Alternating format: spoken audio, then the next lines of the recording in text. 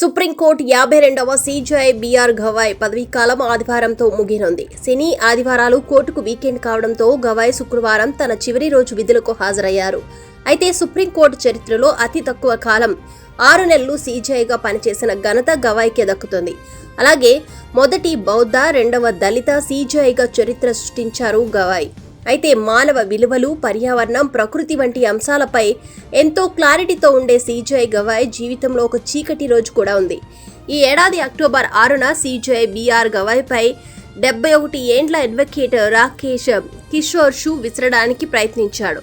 ఈ ఘటన ఈ మధ్య కూడా సీజేఐ గవాయ్ పూర్తిగా కామ్గా వ్యవహరించారు. భద్రతా సిబ్బందిని విచారణ కొనసాగించాలని కోరారు. ఇకపోతే తదుపరి సీజేఐగా నవంబర్ 24న జస్టిస్ సూర్యకాంత్ ప్రమాణ స్వీకారం చేయబోతున్నారు. 14 నెలల పాటు పదవిలో కొనసాగుతారు సూర్యకాంత్. ఇక ఎలక్టోరల్ బాండ్ల నుంచి ఆర్టికల్ 370 వరకు ఎన్నో కేసులు కీలక పాత్ర పోషించారు సీజేఐ గవాయ్. మనీష్ సిసోడియాతో సహా అనేక రాజకీయ నేతల కేసుల్లో గవాయ్ నేతృత్వంలోని ధర్మాసనం ఈడీ ఏకపక్ష అరెస్టులకు వ్యతిరేకంగా కీలక తీర్పునిచ్చింది. సరైన ప్రక్రియను పాటించకుండా పౌరుల ఆస్తులను కూల్చివేయడం చట్ట విరుద్ధమని 2024 నవంబర్లో తీర్పు చెప్పారు.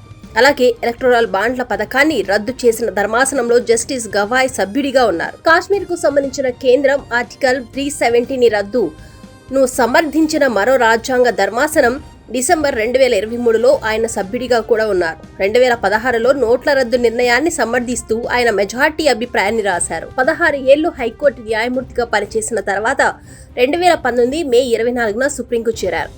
సీజేఐగా బాధ్యతలు చేపట్టక ముందు సుప్రీంకోర్టులో దాదాపు 300 తీర్పులు రాశారు గవాయ్.